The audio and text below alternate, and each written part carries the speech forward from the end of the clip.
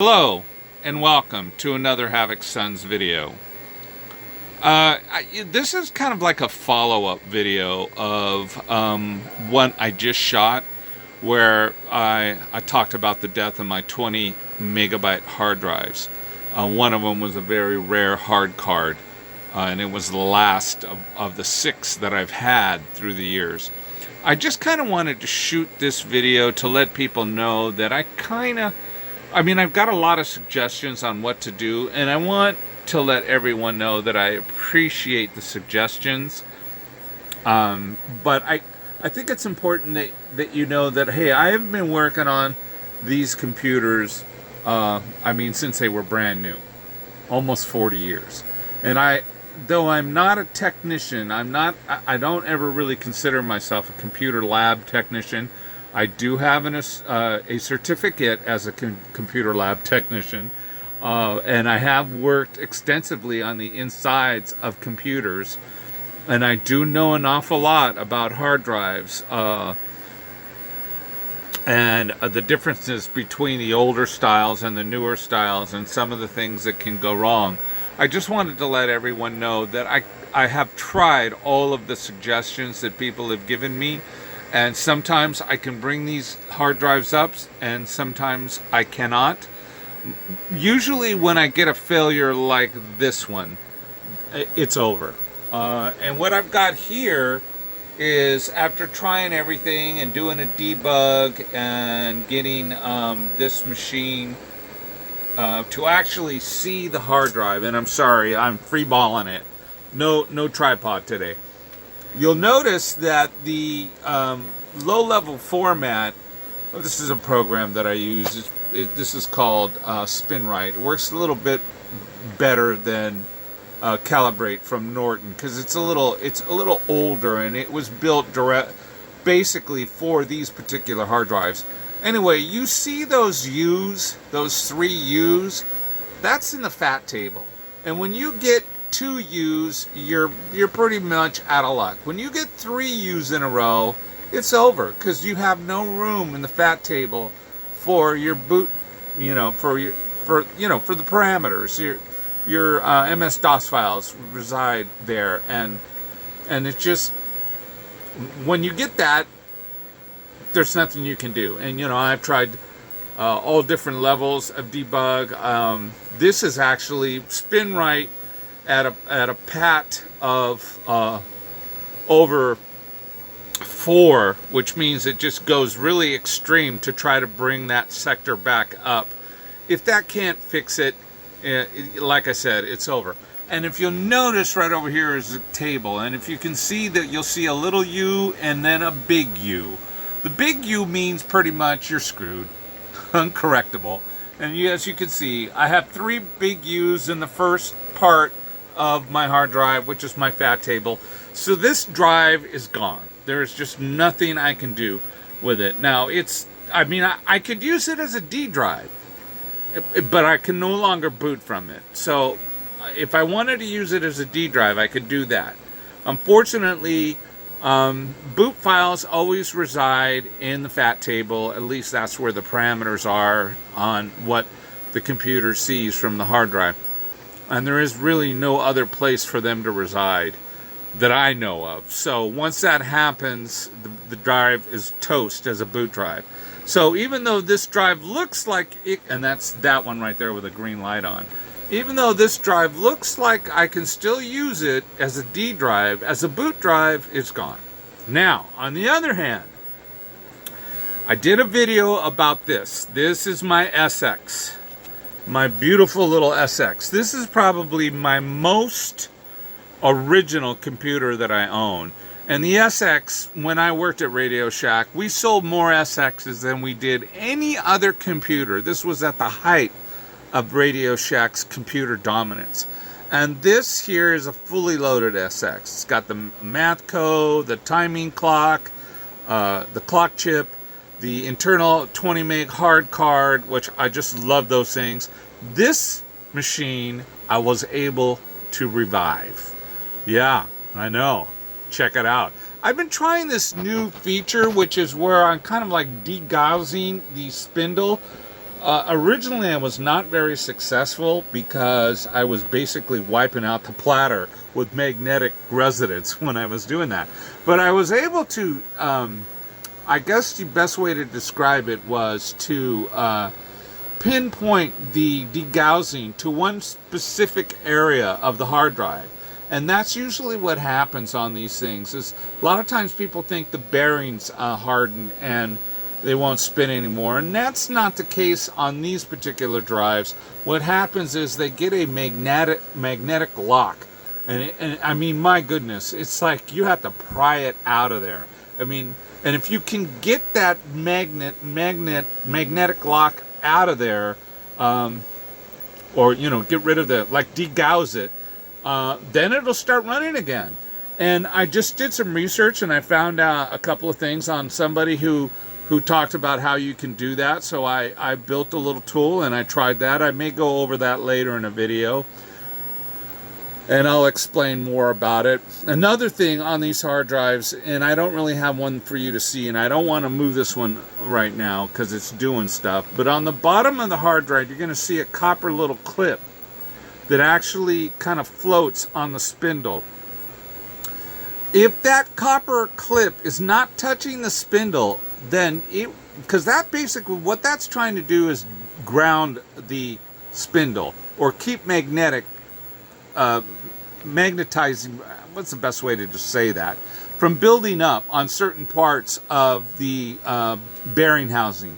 And on this particular drive, unfortunately, when I found out this information, in fact that copper grounding little tab was not floating on the spindle. And so it was building up a magnetic resonance that was so difficult to pry out that when the hard drive stopped and locked into that area, I mean, it became like a very vicious magnet, and the motor just couldn't spin it free. And then prying and all that stuff, you're playing with the armature a little bit, or you're jerking the armature, I'm not really sure, but usually what ends up is this fails. So, I mean, I don't want to go on and on about it, and I'm trying not to be really technical, but I did want to shoot this video showing that I was able to revive this machine. So, I mean, I can do a reset on it, and this is the SX, and it has a hard card in it. Now, I was able to degauss the spindle, and the hard drive floats now. It doesn't lock into that particular area, and as you can see, drive 1 is the ST125, and the disk is present. And you would think, well, you're just resetting the computer. That's really, yeah, and I've got to configure the mouse. And this isn't really telling you anything. Okay, you may be right. So let's do this. Let me come over here. Let me shut the machine off. Let's wait a little bit until the hard drive completely stops. And it should be fine. Now, let's turn it back on. Now, normally what would happen is this computer, the hard drive would lock into a magnetic lock where it wouldn't be a bearing issue, but the magnetizing of that spindle by the bearing in one certain area would cause this hard drive to just lock, and the motor could not pop it free. And as you can see, it saw the Seagate 125 20 megabyte hard drive, and as you can see here, it is booting. So she's back. Now, the other thing that's going to happen is the rewrite the heads. I guess it's an armature. I don't know the technical term, but that eventually starts losing so much tolerance. I mean, it gets out of the tolerance levels. It exceeds the tolerance levels, and I don't know how to dial those in, at least not yet. I'm still learning. I might be able in the future. So what happens is they get so many read-write errors that they no longer can boot, which is what's happening here. This drive, the heads are so out of alignment that it just can't seem to lock on to a proper read-write, and you're getting errors. And it usually happens in the FAT table because, that's usually where the heads start when the computer first turns on. So then I've been doing some other things, and I wanted to show you this. This is actually a really cool computer. I love this one. This is the Tandy 1000. This was the first of the 1000 series, but this is the Tandy 1000 HD. And look inside here. Look at how they set this up. Now this also is a 20 megabyte hard drive. It came stock with a 20 megabyte Seagate, but this is a wide format hard drive, as you can see. It's a half height, but it's wide format, so it's 5 1/4. But what they did was they put it in sideways, and this is a stock setup. This is how they did it. And this drive, they're a little more plentiful and they're a little bit more reliable. So I'm able to keep these drives. I probably have 20, maybe 30 of these hard drives in backup. I've replaced this hard drive 4 times since I've owned this computer.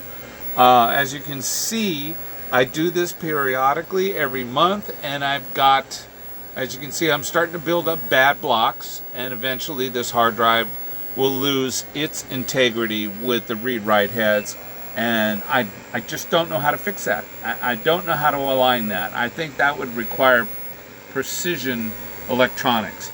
But the 1000 HD was the third of the 1000 models.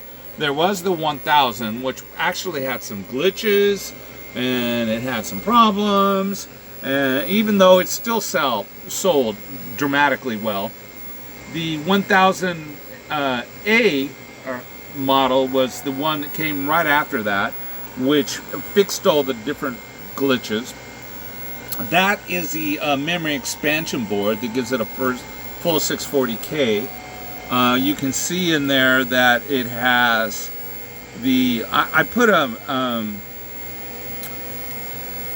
Z20, I guess, boy, I can't remember what they're called now. I just drew a blank. The V20s, I'm sorry. The V20. I have a V20 in there with a Mathco. It has a clock. And this is exactly how this machine looks stock. And this one is 100% stock and working as it has. And so, like I do once a month, I do a heavy-duty PAT testing. Now, there is a difference. You can see this. This is using Calibrate, which is Norton's PAT testing. It's a little faster, and it's, you know, it tends to work okay since this machine is not erroring typically badly. I use this, but for machines that are really screwed up, I use SpinRite.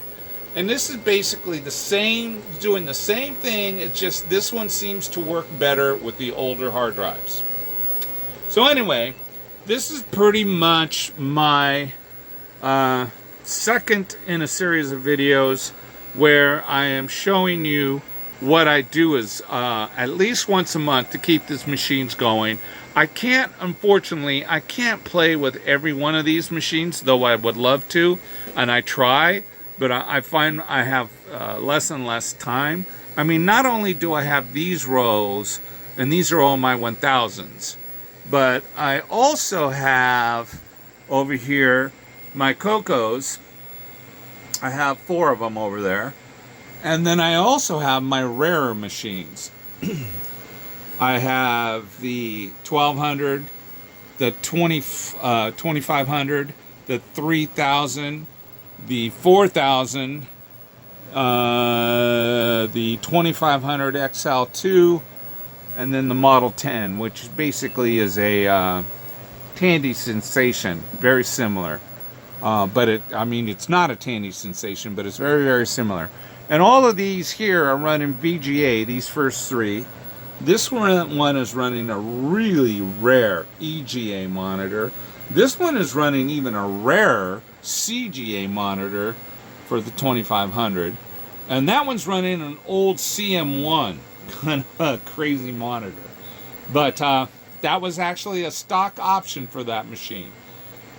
So anyway, again, like always, thank you for watching. This one here is not on tripod, so I pardon the moving things around. This is my lovely little Tandy EX, where she is basically a representation of the simplest of times. If you wanted just the cheapest computer you could buy, you would buy the VM4 monitor and the EX stripped down. I mean, she has no hard drive.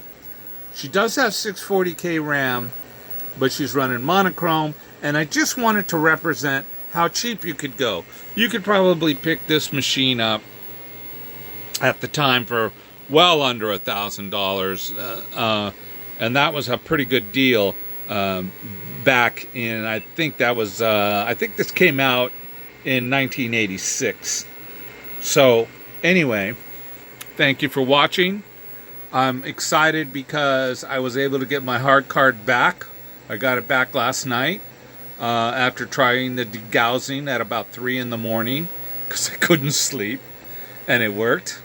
So I'm just really ecstatic about this. I mean, I've tried several times, reset, shut off, whatever, and it just boots up every single time. And the read-write head is still very accurate. I've got no errors near the fat table.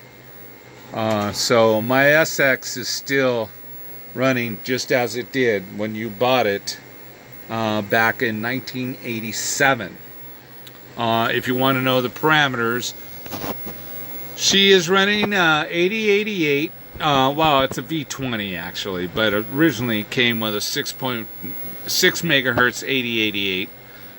She has a 20 megabyte stock original hard card. She is fully populated with a math coprocessor and a smartwatch. It's a little off. Notice Sunday, May 21st, 2017. It's about a year and a few months off. But hey, what do you want for almost a 40-year-old clock chip? I'm sure that battery has seen better days. Okay, again, like always, thank you for watching. You guys have a great day and a better life. See ya.